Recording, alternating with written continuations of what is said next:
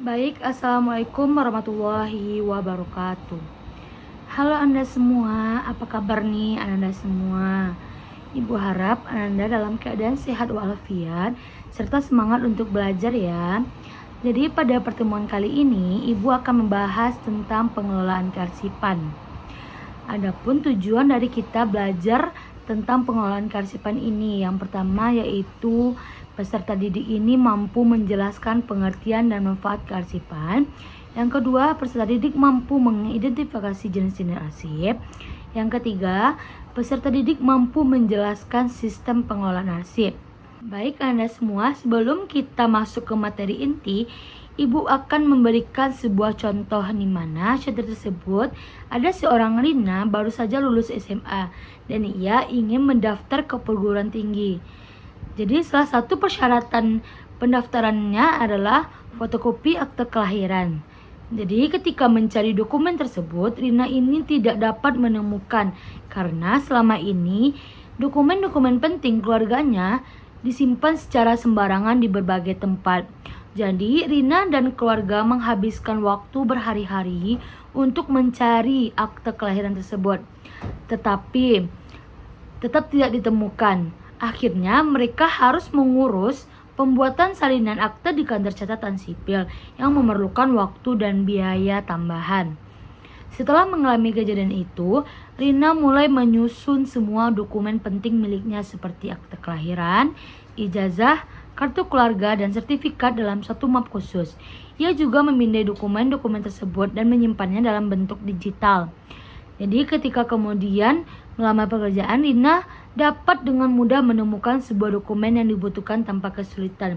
Jadi pesan yang dapat kita ambil dari contoh tersebut bahwa arsip pribadi ini yang dikelola dengan baik dapat menghemat waktu, tenaga, dan biaya serta membantu memenuhi berbagai kebutuhan administrasi dengan lebih mudah. Tentang pengertian arsip. Jadi kata arsip ini berasal dari bahasa Yunani yaitu arsi yang berarti permulaan atau kekuasaan. Kemudian berkembang menjadi arsia atau dokumen catatan dan menjadi arseon yaitu balai kota. Dalam bahasa Latin, arsip ini dikenal sebagai volume yang berarti tali atau bening untuk mengikat dokumen. Sedangkan menurut The Link G, arsip adalah kumpulan warkat atau dokumen yang disimpan secara sistematis dan terencana karena memiliki nilai guna sehingga mudah ditemukan kembali saat diperlukan. Untuk materi selanjutnya yaitu tentang manfaat kearsipan. Jadi manfaat kearsipan ini sebagai pusat informasi dan ingatan atau memori di mana arsip berfungsi sebagai sumber informasi penting mengenai kegiatan, surat menyurat, penelitian, dan laporan organisasi. Yang kedua, sebagai alat bukti hukum atau pertanggungjawaban. Jadi arsip ini menjadi bahan bukti yang sah jika terjadi kesalahpahaman atau permasalahan hukum serta sebagai bukti akuntabilitas manajemen. Selanjutnya itu pengambilan keputusan di mana membantu pimpinan dalam merencanakan, menganalisis, dan merumuskan kebijakan secara tepat. Selanjutnya yaitu sebagai efisiensi kerja. Arsip yang dikelola baik memudahkan pencarian dokumen secara cepat sehingga menghemat waktu dan tenaga. Dan yang selanjutnya itu tentang penghematan tempat dan biaya. Penyimpanan arsip terstruktur ini termasuk arsip digital, mengurangi penumpukan kertas dan memaksimalkan penggunaan ruang. Dan yang terakhir yaitu sebagai keamanan dan pelestarian. Melindungi data dari kehilangan, kerusakan, atau kebocoran informasi.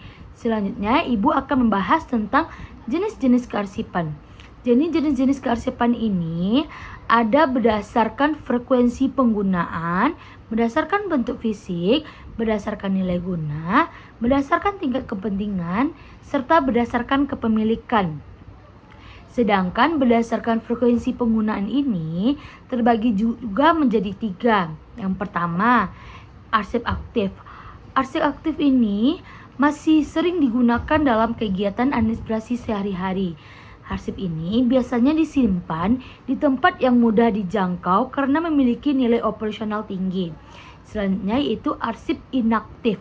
Arsip ini penggunanya sudah mulai berkurang tetapi masih memiliki nilai guna sehingga tetap disimpan. Selanjutnya yaitu arsip statis, di mana arsip yang sudah tidak digunakan secara langsung tetapi memiliki nilai sejarah, budaya, atau hukum yang penting untuk dipelihara secara permanen. Yang kedua itu berdasarkan bentuk fisik. Berdasarkan bentuk fisik ini ada 3. Yang pertama arsip kertas, arsip dalam bentuk dokumen seperti surat, laporan, buku, dan formulir. Selanjutnya itu arsip elektronik atau digital. Arsip yang disimpan dalam media digital seperti file komputer, email, database, cloud store. Selanjutnya yaitu arsip audio visual.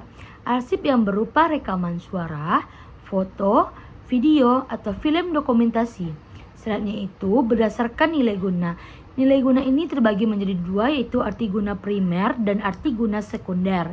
Di mana nilai guna primer ini arsip digunakan langsung untuk kegiatan administrasi, hukum, keuangan, atau operasional organisasi. Selanjutnya yaitu nilai guna sekunder. Arsip yang dimanfaatkan untuk kepentingan penelitian, sejarah, atau dokumentasi. Selanjutnya itu berdasarkan tingkat kepentingan. Tingkat kepentingan ini juga terbagi menjadi 3, yaitu arsip penting, rahasia, dan biasa. Kalau arsip penting ini dokumen yang sangat dibutuhkan organisasi dan harus dijaga dengan baik. Selanjutnya yaitu arsip rahasia, di mana dokumen tersebut hanya boleh diakses oleh pihak tertentu karena bersifat sensitif. Selanjutnya itu arsip biasa. Arsip biasa ini dokumen umum yang tidak terlalu bersiko jika diketahui pihak lain. Selanjutnya berdasarkan kepemilikan.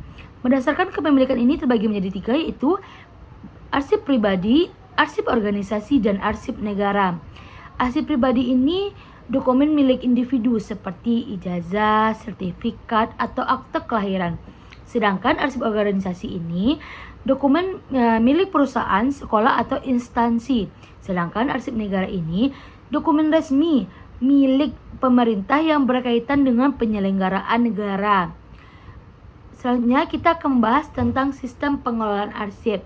Sistem pengelolaan arsip ini juga terbagi menjadi 5. Yang pertama itu sistem abjad, sistem nomor, sistem subjek, sistem kronologis, dan terakhir yaitu sistem geografis. Yang pertama kita akan membahas sistem abjad. Jadi sistem abjad ini adalah sistem penyimpan dokumen yang berdasarkan urutan abjad dan kata tangkap. Contohnya nama, dokumen yang bersangkutan. Selanjutnya itu sistem nomor. Sistem nomor ini adalah sistem penyimpan arsip berdasarkan kode nomor sebagai pengganti dari nama orang atau nama benda. Selanjutnya itu sistem subjek atau masalah. Sistem subjek ini adalah sistem penyimpan dokumen yang berdasarkan kepada isi dari dokumen bersangkutan. Isi dokumen sering juga disebut sebagai perihal, pokok masalah, pokok surat, atau subjek. Dengan kata lain yaitu sistem subjek didasarkan pada isi dokumen dan kepentingan dokumen. Selanjutnya yaitu sistem kronologis, di mana sistem kronologis ini adalah sistem penyimpanan arsip yang didasarkan kepada urutan waktu, sistem diterima atau waktu dikirim keluar. Kronologis ini atau berdasarkan tanggal.